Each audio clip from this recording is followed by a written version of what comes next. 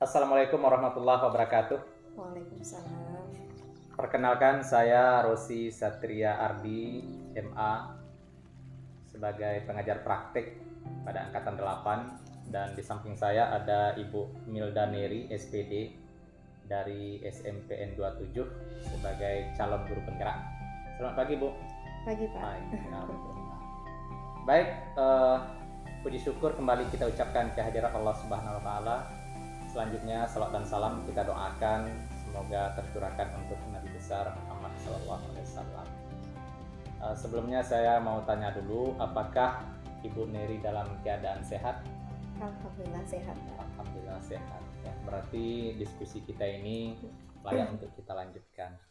Baiklah, pada saat ini kita Bu Neri akan berdiskusi atau diistilahkan dengan pendampingan individu 5. Di sini ada beberapa bagian yang akan kita diskusikan. Ada bagian awal, ada bagian inti pendampingan, dan ada bagian akhir pendampingan. Yang pertama di bagian awal dulu. Ya, apa saja proses yang sudah berjalan selama 1 bulan terakhir, bagaimana tindak lanjutnya dari pendampingan sebelumnya, serta hal-hal yang dianggap sebagai capaian selama 1 bulan terakhir. Terima kasih Bapak izin menjawab ya Bapak. Di sini yang sudah berjalan selama 1 bulan ini, kami sudah mempelajari modul 3. 3 itu dibagi 3.1, 3.1, 3.2 dan 3.3. Pada 3.1 di situ kami mempelajari bagaimana kiat tentang mengambil keputusan yang berbasis pada nilai-nilai kebajikan. Di situ nanti ada 3 prinsip, 9 langkah dan 4 paradigma yang terkandung di sana, Pak. Kemudian pada 3.2 itu pemetaan aset. Nah, di sini setelah saya mempelajari ini, saya bisa tahu aset-aset apa saja yang ada di sekolah.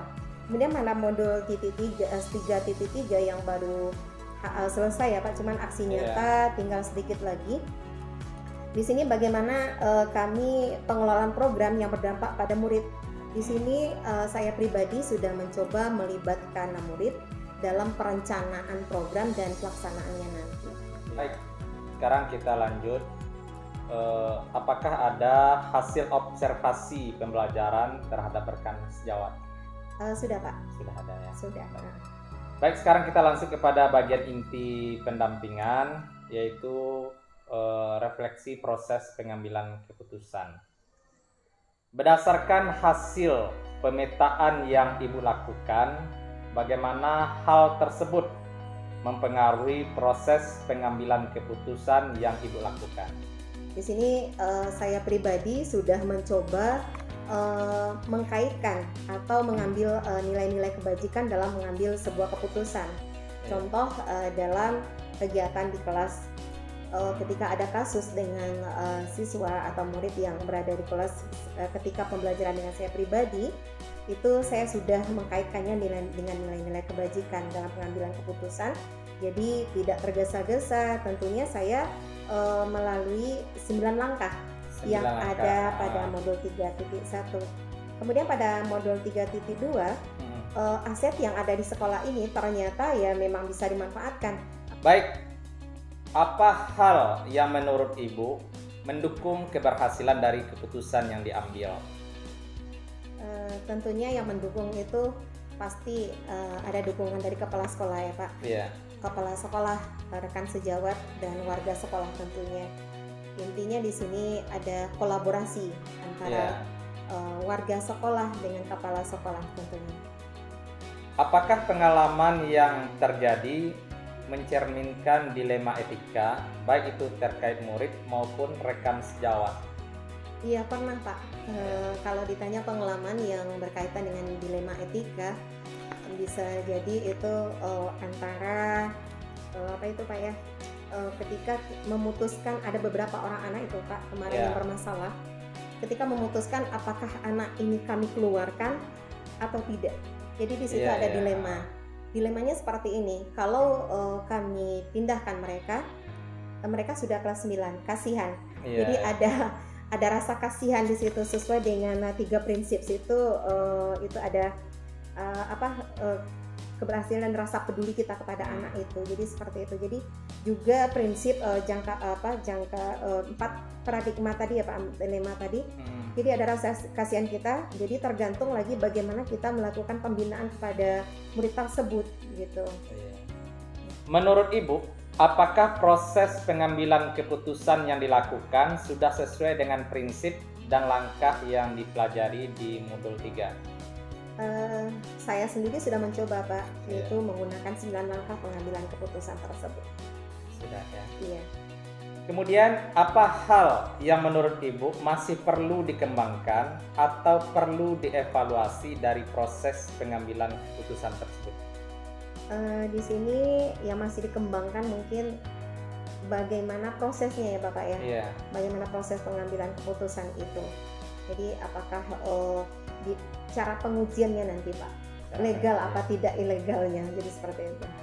Selanjutnya kita masuk kepada rancangan program yang berdampak pada murid. Ya, apakah Ibu sudah membuat rancangan program yang berdampak pada murid? Kalau berdampak pada murid, sudah Bapak, dalam pelaksanaan. Oke. Apa bentuk program yang sudah Ibu rancang tersebut? Saya memberi namanya sesuai dengan aksi nyata yang saya masukkan di LMS modul 3.3 ini apa? Melibatkan murid, yaitu Sami Saku, 1 minggu 1 buku. Nah, mereka di sini ada buku yang mereka baca, kemudian mereka ringkas di sini. Nah, nanti setiap akhir bulan ada yang mereka berikan, nanti ada kesimpulannya nanti. Jadi mereka 1 minggu itu mereka menambahkan 1 buku. Jadi kira-kira seperti itu Pak. Kemudian dukungan apa yang Ibu perlukan untuk menerapkan program yang sudah Ibu buat tersebut? Tentunya dukungan itu dari kepala sekolah. Dari kepala sekolah. Ya, rekan guru sejawat dan pihak-pihak yang terlibat untuk mendukungnya program ini, terutama anak-anak yang terlibat dalam perencanaan yang saya buat ini. Butuh kolaborasi di sana. Ada kepala sekolahnya, ada rekan sejawatnya dan guru-guru itu. Jadi kalau adanya kolaborasi, maka program ini mungkin akan berjalan lancar dan akan konsisten tentunya nanti Pak. Apa yang menjadi tantangan Ibu dalam melakukan rancangan program yang sudah Ibu buat? Setiap pekerjaan itu ada tantangan. Iya. Jadi tantangan itu walaupun bagaimanapun harus kita hadapi demi untuk mencapai program kita ini terwujud. Contohnya di sini salah satu tantangan saya hadapi di sini, kami buku bacaan itu masih ada keterbatasan buku bacaan. Buku. Kemudian apa yang Ibu lakukan untuk menghadapi tantangan tersebut? Yang saya hadapi tentunya memperbanyak koleksi. Contohnya masih menggunakan aset-aset yang lama. Contoh buku yang rasanya mungkin kurang berhubungan ya Pak ya. Cuman di sini saya tujuannya itu menciptakan murid yang literat. Karena ini akan berdampak nanti terutama untuk anak kelas 8 yang akan melaksanakan AMBK. Jadi mereka kalau sudah terbiasa untuk literasi, dalam ujian pun nanti mereka tidak akan kaget lagi, loh kok panjang ya teksnya, seperti itu. Baik, sekarang kita masuk kepada perkembangan komunitas praktisi. Apakah Ibu sudah merintis komunitas praktisi di lingkungan sekolah ini? Sudah Pak, itu yang dirintis oleh Bapak Rio yang ada di sekolah kami ini. Beliau ahli IT juga di sini, jadi beliau yang mengkoordinatornya gitu. Tentang IT ya? Iya Bapak. Ini termasuk pembuatan pembelajaran dari Canva, kemudian pengambilan video-video dari YouTube, bagus itu. Iya. Kemudian bagaimana peran komunitas ini terhadap proses belajar Bapak Ibu? Di sini saya sendiri dapat menjadikan wadah untuk pengimbasan ilmu yang sudah saya dapat tentunya, apalagi dalam proses pembelajaran ya Pak ya. Dan kalau tidak salah itu modul 2.1 pembelajaran diferensiasi. Jadi dengan sendirinya wadah bagi saya untuk mengimbaskan ilmu yang sudah saya dapatkan di modul CGP ini. Bukan berarti menggurui di sini, tidak, tapi sifatnya berbagi praktik baik dan berbagi ilmu. Kemudian apa perubahan yang menyenangkan yang Ibu alami dari rekan di komunitas praktisi tersebut? Ya, kemarin itu waktu modul 2.3 Iya.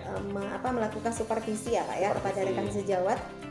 Nah, rekan sejawat yang saya lakukan supervisi itu sudah menerapkan pembelajaran berdiferensiasi dan KSE emosional ya Pak ya. Walaupun masih terdapat kekurangan apa segala macam, namanya saja kan kami di sini baru tahun pertama melaksanakan kurikulum merdeka ini Pak. Iya. Ya, apa rencana yang akan dilakukan komunitas praktisi Ibu setelah program ini nanti selesai ya di Pati? Tentunya tetap menjadi teman, Jadi teman rekan sejawat. Saya pun siap di sini apabila mereka bertanya ada kekurangan apa ya Pak ya. Yang jelas di sini saya mencoba mengimbaskan ilmu yang sudah saya dapatkan. Kemudian apa dukungan yang Ibu perlukan untuk komunitas praktisi Ibu agar bisa terus belajar bersama? Dukungan itu adalah dari semua pihak tentunya Bapak. Iya. Ada kolaborasi. Tanpa ada kolaborasi semua itu tidak akan terwujud dan tidak akan terlaksana. Sekarang kita masuk kepada dialog pasca observasi pembelajaran. Kemudian bagaimana hasil analisis data observasi pembelajaran ke rekan sejawat? Di sini saya melihat kemarin itu rekan sejawat yang sudah melakukan supervisi mengajar ya Pak, saya menjadi untuk melihatnya di sana. Kemudian masih ada anak yang kurang aktif dalam kegiatan diskusi. Jadi mungkin untuk siasat bagaimana anak ini aktif dalam pelaksanaan diskusi. Kemudian bagaimana area pengembangan dan perbaikan diri yang hendak dilakukan kepada rekan sejawat? Di sini rekan sejawat area pengembangannya itu yang seperti yang saya katakan tadi ya Bapak, bagaimana memunculkan motivasi murid untuk aktif dalam diskusi, kemudian menciptakan pembelajaran yang diferensiasi itu kepada murid yang waktu pas proses pembelajaran itu. Kemudian bagaimana aksi pengembangan diri terhadap rekan sejawat? Rekan sejawat ini setelah aksi pengembangan itu ya Pak ya, saya berkonsultasi dengan beliau. Untuk berikutnya beliau sudah melaksanakan pembelajaran diferensiasi yang sudah bagus, sudah melibatkan sesuai dengan RPP yang beliau buat, bukan RPP apa ya, modul ajar sekarang ya. Sudah sesuai dengan modul ajar yang sudah beliau buat. Jadi kita masuk kepada bagian akhir diskusi kita ini. Setelah Ibu menjalani program CGP ini, apa hal yang menurut Ibu paling dikuasai dari materi-materi yang sudah dipraktikkan? Jika ditanya yang sudah paling dikuasai itu, yang paling mungkin tidak ada ya Pak ya. Yang saya kuasai itu ada modul 1.4, itu modul yang paling menarik bagi saya, yaitu mengenai budaya positif. Budaya positif. Iya, bagaimana cara kita menerapkan budaya positif di sekolah ini. Dan saya pun beranggapan modul 1 itu adalah inti dari semua modul ini. Oke, kemudian apa materi yang Ibu rasakan masih membingungkan dan ingin dipelajari lebih dalam? Di sini pada modul pengambilan keputusan. Pengambilan keputusan di situ ada 3 prinsip yang digunakan.